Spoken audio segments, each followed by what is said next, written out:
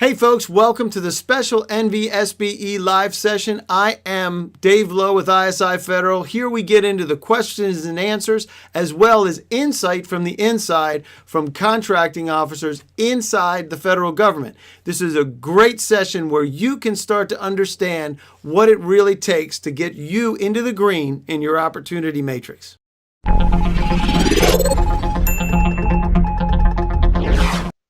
Here, Linda said, the rule of two, if two companies are found via the RFI system, thus a set-aside occurs, what happens if only one of them bids and thus only one bid received? That depends. Great question, Linda. If that's the case where there has to be a reasonable, they must think that there's going to be two. If there's two, they may have to write some additional paperwork if they want it. If the proposal is good, they can still accept the one. How do you optimize use of past performance in connecting with the decision maker? Good question. Is it only listed on capability statements, or are there other places where you can list them? Great question. We'll talk about that as well. I would use it in every marketing that you have, and those pieces as well. Well, everything. Your past performance should be, sometimes it's just high level. We do work with FDA, we do this work, and then let them ask you what that kind of past performance is. But you want to make sure that the past performance is included in everything you talk about, because that's what we call safety in numbers. All right, can you give us tips on responding to RFPs with past performance requirements that we might not have relevant past performance? Yes, Fabian, that's a great question.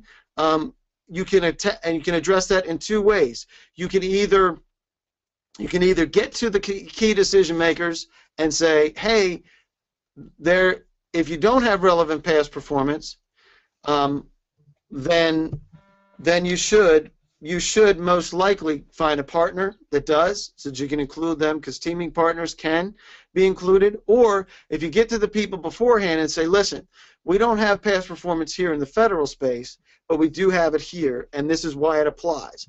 You can certainly, if you do your past performance response, make sure you tie that into the initiatives and what they're trying to accomplish.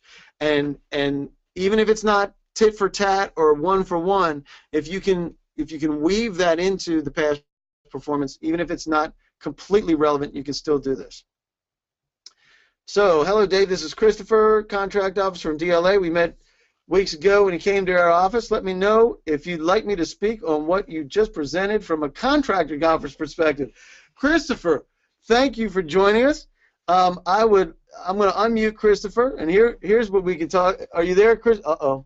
You there, Christopher? Can you hear me? Yes, sir. How are you doing, man? Good. Yeah, I finally made it in. How you doing? So before you talk, the disclaimer is whatever you say it's not saying you're going to buy from anybody here or anything like that. This is for informational purposes only, and your participation is to help us with communication. Fair enough? Uh-oh. You there? Where'd he go? He lost. We lost him. I'm sending the audio pen. Hold on a second. Hopefully we'll get there. So we'll definitely get to that. Christopher's going to be back on before long, I hope. But that's going to be good stuff for us, right? So we'll get to that. I'm going to roll through this while we're waiting for Christopher to get back on, because I think he's trying to get his audio pin typed in. He's offline, and hopefully he's coming back in on the phone because he wants to speak to it, and that's what we want, right? So here's the current pattern. This is what's happening. Coming to winning, right? We want to disrupt that pattern, and here's the fact of the matter, and I know Christopher's going to help us with it. Disrupting this pattern requires a proactive approach. You cannot sit back and expect something to happen. Opportunities come from people. Winnable opportunities come from people that like us. So this is what I pose the question there. How? How do we do this? And everybody yelled, how, Dave? So that's what we talked about. How, Dave? This is what we talk about. What's our job? Our job is to find the right people, and the way that we find the right people, as soon as Christopher gets back here, we'll talk about it some more. isiFederal Market Essentials is the foundation for everything that we do here. We identify it by your competition. We look for under-the-radar contracts. We're looking for things that have been done with very few competitors, because if that happened, we can repeat that process. We look at the agency spending so we can see how we can get, how these things can happen. Hang on a second. Christopher, you there? I see you're back online somehow. I'm not sure. There it is. There he is. All right. How you doing? I'm good, man. And Christopher is with the 3-letter agency. Starts with D, ends with A. You heard my disclaimer, right? I did now. I got disconnected. What disclaimer? The disclaimer is whatever you say and whatever we say here is not an indication of for you to buy from anybody, including me. And just so we can talk freely, you're not. This is not an obligation or anything. It's just this is for informational purposes only, right? Yes, sir. I understand. I understand. That's clear.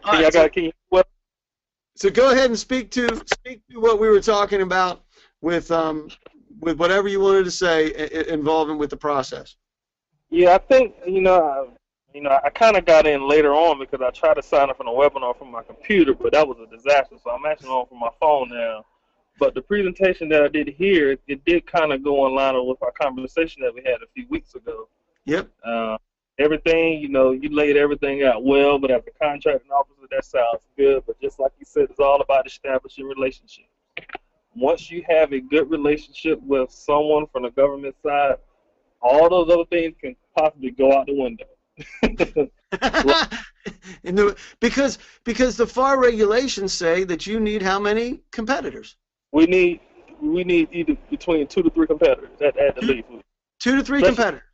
Right, small business. Because a lot of times we want to get small business. We got to find 2 or more who can actually small business who can do the work. So that's how we can do small business because we love small business. However, once that relationship is established, we'll already know your small business. We'll know your small business category. If we need, if we're kind of low on a woman on small business, hey, I met Mr. Dave Lowe from, up the street. He does the same thing. We can work on a woman on small business goal. Let's go here. It's all about relationships. But even though we establish a relationship, we still go through the normal protocols and procedures we don't have to go through. But like I said, it's all about competition. You get on that short list, you compete well, you got a great chance as opposed to just going on a fair biz out. And so there it is, straight. I'm not gonna call you a horse, man, but you're absolutely. See, this is what I love.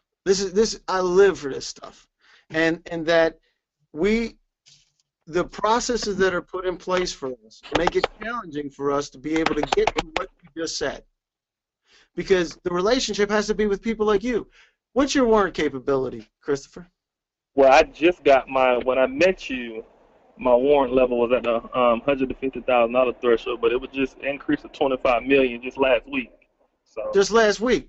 Just last week, I had to go through. Well, first of all, congratulations, because for some reason the government trusts you with the money. But that's awesome. And Christopher, to set some background, right? So here's a situation. I like Christopher. Christopher likes me, right? We met one time. We were supposed to meet one other time, but it wound up getting confused with our schedules. So I went back in and we met. We just liked each other. And I introduced you to a couple people, right, Christopher? And you're helping me with some other folks. That's the way life is. It's the way life is. So. So, and the reason why I know who Christopher is because Christopher popped up from a competitor's buyer, and we reached out to you. Shocking. And I took that call because as a federal working for the federal government, we want to increase competition.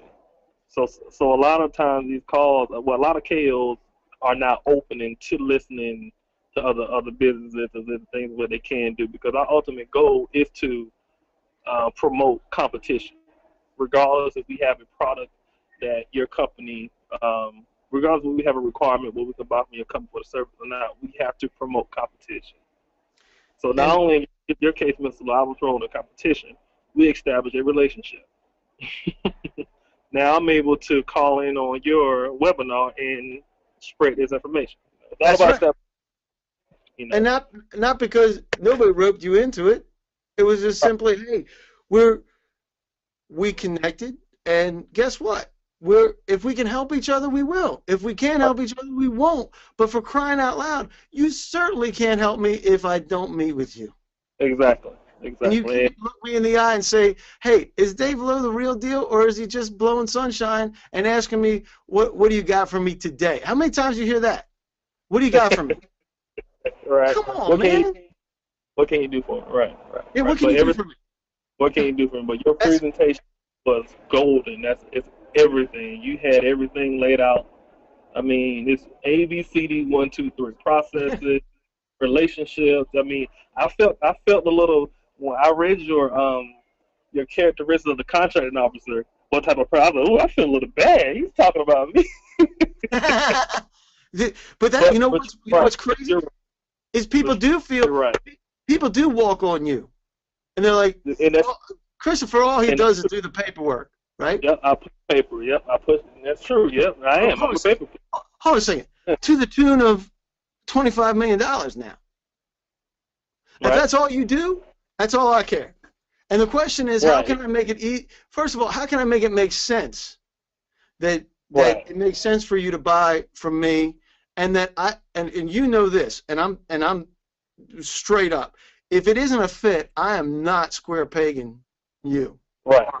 I want to make sure that there's a fit. If there's a fit, then we want to remove all the obstacles for you to be able to get what you need. And if that is another 3 or 4 competitors, I did this the other day with somebody else.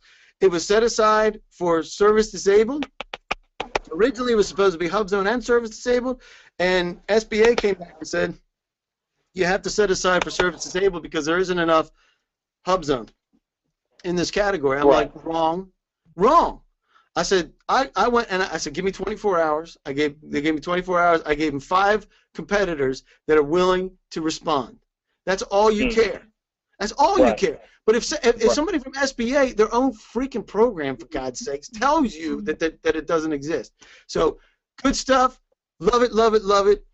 Folks, a lot of contracting folks are just like Christopher. Not everybody, like he said, he used the word KO, CO, interchangeable, by the way, depending on the agency, right? So that comes from the military side. I know it does, because that's what you call yourselves there. So here's the thing. Who are those people? Who are the Christophers out there that have $25 million warrant capability? More importantly, who are the Christophers that are buying from your competition? So here's Don, and here's Matthew. And take a look. More than 20 contracts to the tune of millions. Is this normal, Christopher? Is this normal? Do you see this? Where people are spending money with the same companies over and over because they have a relationship? Yep, that's about it. I mean, they got a relationship, they got a good past performance, they know they can get the job done. There's no risk. Like I say, risk averse. Bam. There you go. So here we go. What's our job? Our job is to find the right people that need to like us and get them to like us. And one of the things that we do. Now, were you on one of our briefings, Christopher, or did you ever join one? I never joined one. It was the only one I was able to get on. Okay, my first. I'm talking about briefings that actually we use to reach you. And in this instance, these are interagency briefings. We do these on a regular basis. We send invites, and we do follow-ups and schedule meetings with folks like Christopher specifically for this purpose. And what it does is it creates the way to be able to follow up. And I know we've invited you to briefings. Maybe you haven't come, but you still took the meeting because we followed up with you. And we wanted to make sure that we understood what was on your plate. And here's the thing. These result in follow-up phone meetings and follow-up face-to-face meetings, just like what happened with me and Christopher, and it's 100% repeatable, over and over and over and over. The success stories happen over and over. Here's another one. We sent out 4,479 invites, 71 registrants, 43 attendees, 3 immediate opportunities. This is the key. We got to be able to get in front of people so that they can say, are we real? The whole reason why Christopher and I get along is because we're both real people, for God's sakes. And we're willing to help each other. Again, 100% repeatable, and we can do the same thing. Setting you up as a subject matter expert, making sure that people know that you really do know what you're talking about. We research the initiatives. We find out what's important to the folks on the other side. We help you drive the initiatives and drive the message home, and we get the meetings so that you can get remembered and get to a place where you win. That's what GovBrief does. Result in 60 days, face-to-face meetings. I can promise it. I will guarantee you that you will get these because we have a place to do it. So, do you believe? I'm going to ask one more. I'm going to ask this here real quick. You don't have to answer this because this isn't for you, Christopher. It's everybody else. I believe briefings will, and I know we're going over, but that's valuable stuff, right, folks? I believe briefings will work for me. If you have a hot topic, that's something that we really want to know about, and we can help people get in on it, right? So they'll help you, but you need a little bit of help finding a good topic. Is there something that you need to get? No, this is close the fiscal year 2016. That's old. There's something that you want to use in 2017.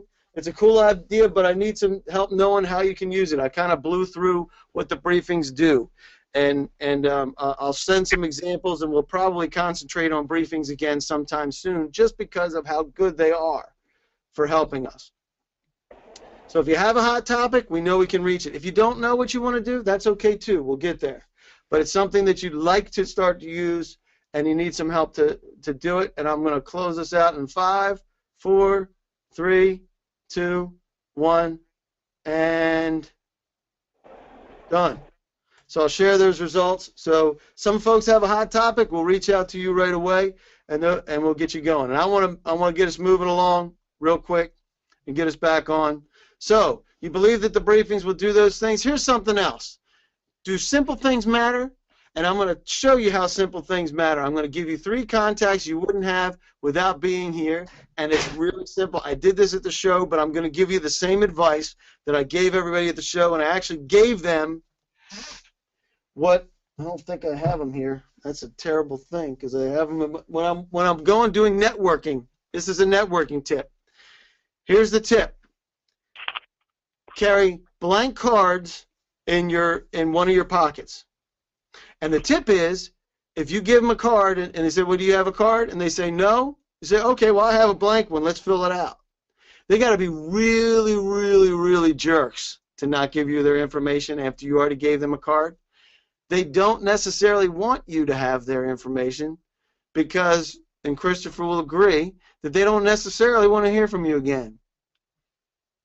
And that's the truth. But the fact of the matter is, if you do this, you will get, if you have 3 cards, you will get 3 contacts that you wouldn't have had without being on this session. I'm telling you the truth, and if it doesn't work, if you get turned down, call me and I'll give you 3 contacts that you wouldn't have absolutely that are buying in your space. I will find 3 contacts for you.